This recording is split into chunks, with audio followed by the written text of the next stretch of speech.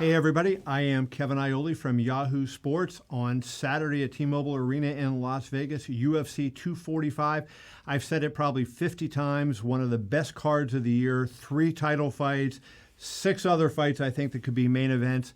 And one of my guests right now is in one of those title fights, the greatest fighter of all time. Not the greatest male, not the greatest female, the greatest of all time, the featherweight, the bantamweight champion, Amanda Nunes. How are you, Amanda? Good. Ready to go. Excited. You're in a rematch this time around. Is that any different? Like when you've already fought somebody, you're fighting Germaine de Randamie for the bantamweight championship. She don't want to fight you for the featherweight championship, so you're fighting for the bantamweight championship. Is it any different knowing that you've had history with her and you've been in there, you felt her punches, you felt her kicks?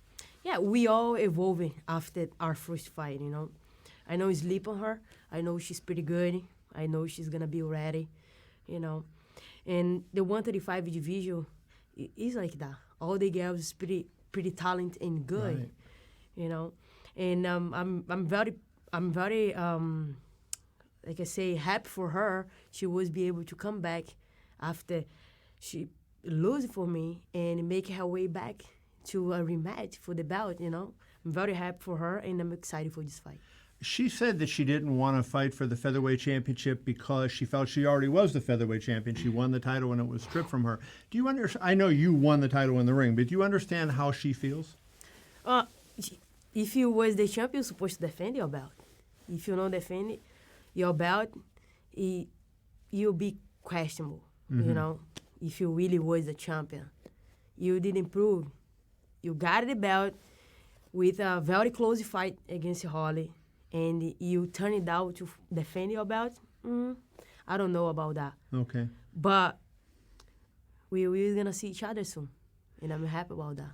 One of the things, you become this frightening fighter. I mean, you're just blowing people away. I mean, your fight with Holly Holm, the last time out, we had a chance to talk to you before that fight. You talked about maybe a head kick would be there, and you did it. You knocked her out with the head kick. Even early in that fight with Holly Holm, you hit her with a head kick that she kind of partially blocked, but that head kick was there. Did you see something there that you knew that you would be able to land that high kick? Yeah, I saw the high kick was open. Actually, our game plan was for that. We saw she drop that hand a lot, the front hand a lot, and she opened for that kick as well. And when I kind of landed that first one because I saw she was like, she felt right, and she recovered well. But I knew I'm going to get it. Soon the fights go on, I knew I'm going to get it again. And it happened.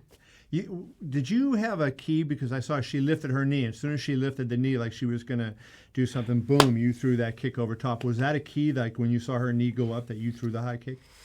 Honestly, like I fake the jab, and I think it was the right and the jab.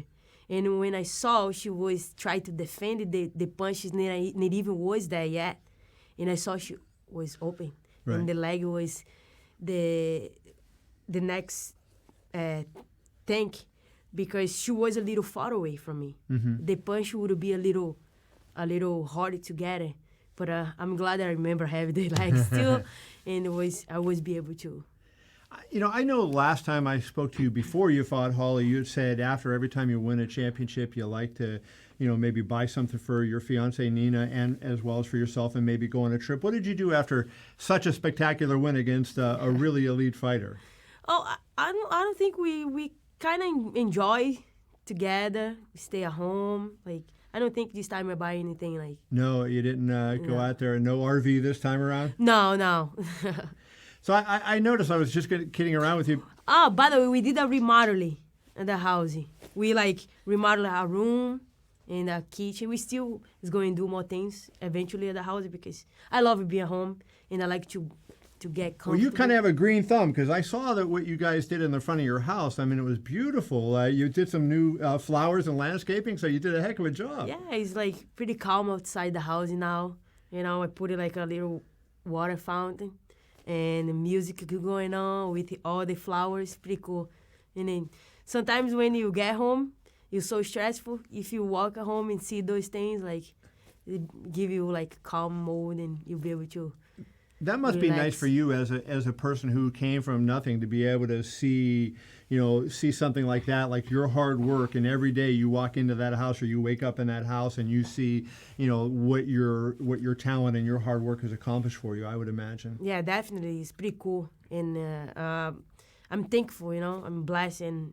And I always say thank you to the life to be able to live, those moments and live the life that I have now after everything that I did, hard work, and I feel like it's paid off.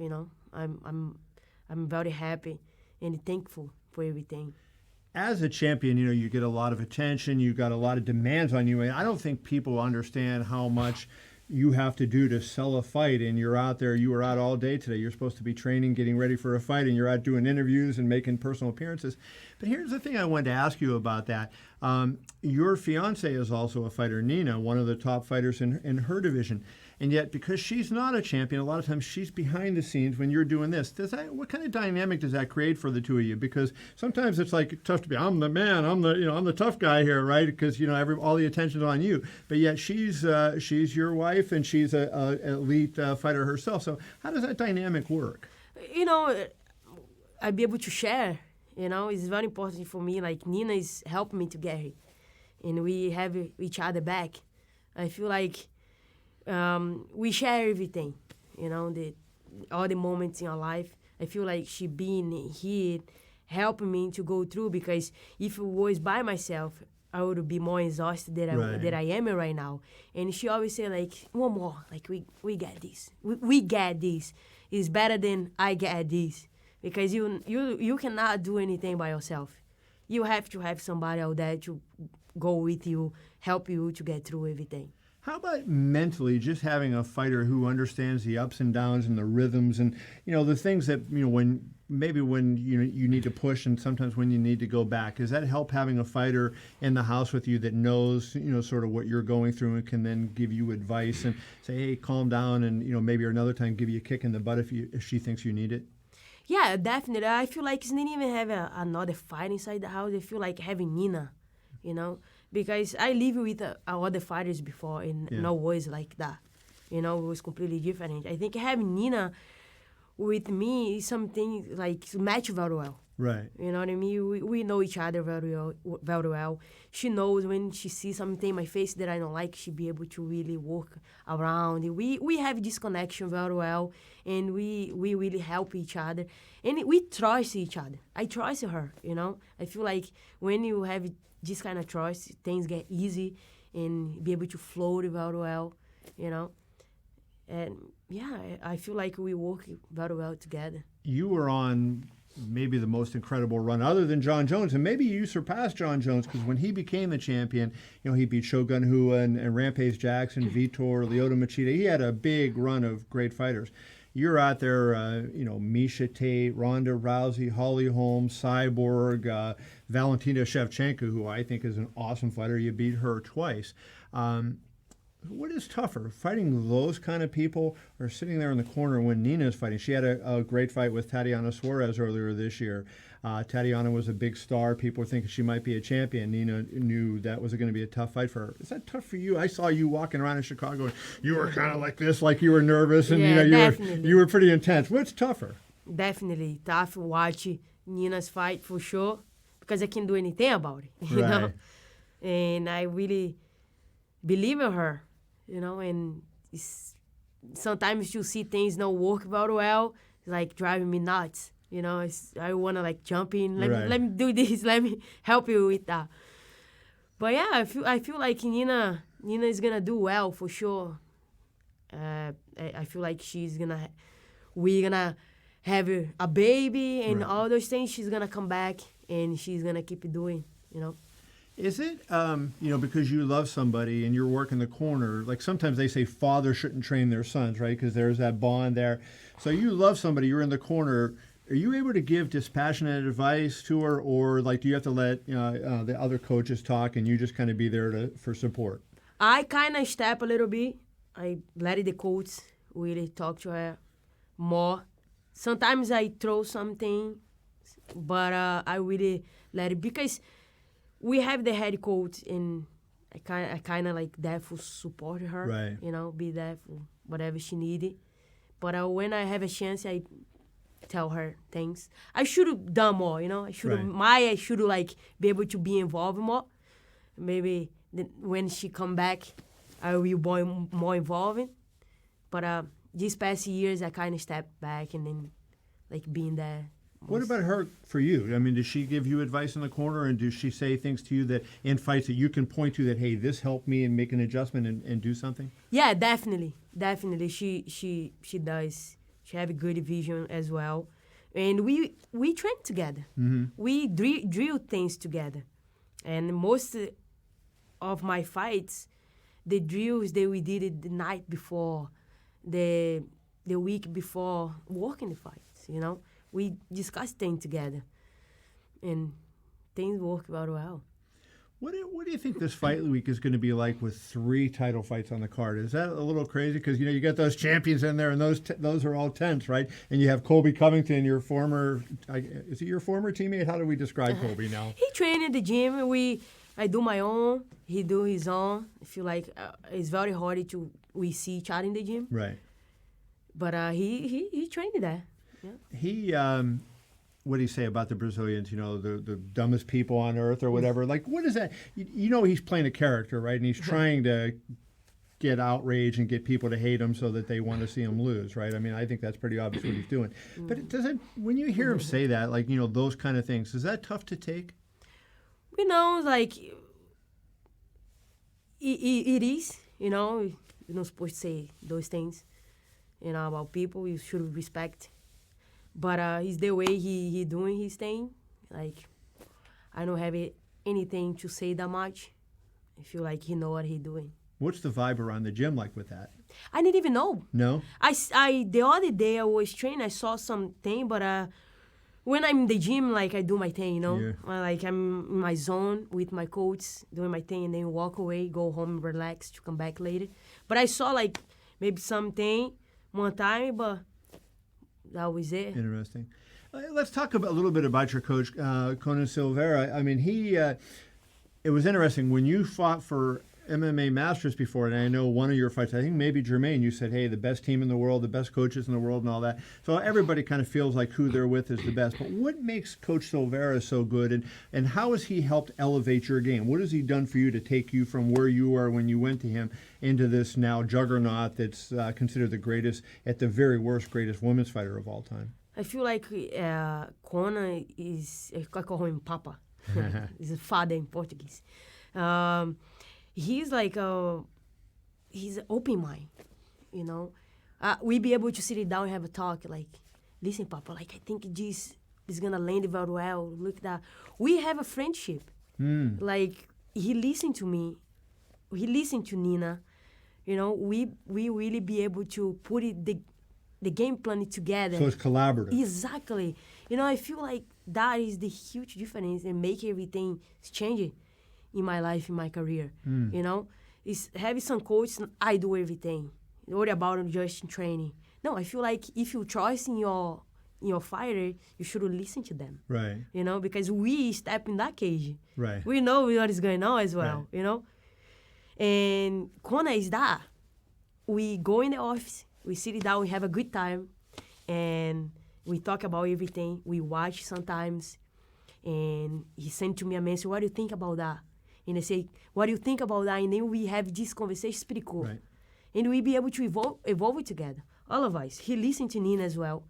And we be able to work, and then that make him like a great coach. So how did it change this time? Because your fight with de Randamie the last time was when you were with MMA Masters.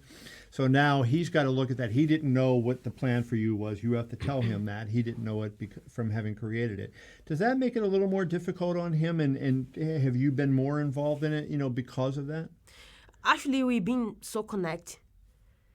And I feel like at this point, we pass for like huge challenge, like Cyborg, like Ronda, like Holly, Valentina. Those challenges like really make us really like connect, because we have to, right? You know. And when we watch my first fight with her was pretty much what he was thinking. If he was there with me, okay. I supposed to do. You know, he's a smart coach. He's very smart, and he know really very well. And when we watched together, and we saw right away my mistakes in that fight. Right. You know, and we thought about right away fix those mistakes, and get better. And maybe if she do the same mistakes she did it in the first fight, we take. If not, we're gonna put a game plan. But I feel like he watch it and he be able to get everything together like he was there for the first time. I mean, Germaine is an elite striker, as you are.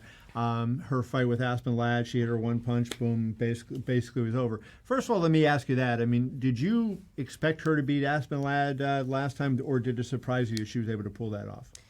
I have Germaine win that fight. You did? Yeah, I have her because how Aspen Ladd fight is better for Germaine. Match with her style. If you pressure Germaine, how she did it, I don't care about anything I'm going to go for, you're going to get caught. Caught, yeah. It was exactly what Aspen Ladd did. She went straight to the punch, right in, and happened. I know it's going to happen that Aspen Ladd last fight was the same thing, but her opponent was be able to capitalize. Right. But with Germaine, she was be able to land the right hand very well. She's very dangerous with that. And you're not supposed to go straight to a striker, a very good striker like Germaine like that. You have to have a game plan. You have to set up very well and put her ass on the ground. I was going to say, you took her down, and I mean, in all due respect to Germaine, I thought it was kind of an easy win for you. You took her down early in the fight. She really didn't give you any threat, and you beat her up on the ground until Herb Dean stopped it. I imagine you think she's going to fight you differently based on what happened the last time. Yeah, definitely. I think she's going to kick less because she know that kick openly for the takedown. I got it, the kick, and take her down. But I think I really think she's going to be aggressive, you know. Honestly, I'm ready for everything. You know, every fight is different. She evolved. We both evolved a lot since our first match. Right. And I know sleep on her. I know she's very dangerous. This is how I get better. You know, that I know the person is in front of me is 100% ready to go. That brings the best of me. Right. You know, and I know she's going to show up 100% ready to go. And this makes me excited. If you get past her, what's going to get you excited in the future? Because Cyborg is now in Bellator. There doesn't seem, Ketlin Vieira is talking about potentially fighting you, but it doesn't seem like there's any Miesha Tate, Ronda Rousey, Cyborg type opponent on the horizon if you get past Germaine. So what would get you excited going forward winning this fight? We'll see. I feel like I'm focused for this fight right now. This is the best fight in my life. I need it past Germaine. And we'll see what is gonna happen, Kathleen Vieira been talking. She's gonna fight the same day. Let's see what is going on. That fight's gonna be very interesting. Maya is gonna be one of them. I don't know. Aspen Ladd just come back, guy, and we'll see. Maybe who one of those two is gonna fight in my card. Maybe fight Aspen Ladd, and from that we get the next. But we will see how those things is gonna play out, and I'm excited to see the future. Like, actually, I'm very, very, very excited. Last thing, and then we'll wrap this up. Ketlin Vieira reminds me of a young Amanda from the standpoint she's got black belts, up the wazoo and all these different disciplines, and seems to be a very well-rounded fighter. I mean, do you look at her as the one that, if she fulfills her potential, could be the best of the group of the young fighters? Yeah, she started making a little bit noise and then she disappeared. I didn't even know what happened with her. I thought she really is gonna be the next. Right. I was with my eyes on her already. Wow. That's respect. Yeah. And she disappeared. Boom, from nowhere. And now she's come back. I feel like it's going to be great, two Brazilians. I think it's going to be good. We'll see. If it was as good as the last time two Brazilians went at it, it'll be a good one. Yeah. This is the thing. This is my moment, my time, I enjoy and they get better every single day to keep proving, keep having those belts at home. Nobody's going to take that belt from my house. Nobody. Nobody can carry them. They're so heavy. I tried to lift them in the back there. My God, I don't know how you walk around with those things. That is the champ, everybody. Amanda Nunes. She fights on Saturday, UFC 245. We will see what happens on Saturday night. Amanda Nunes against Germaine de Randamie. 3 title fights on the card. T-Mobile Arena in Las Vegas. We will see you there.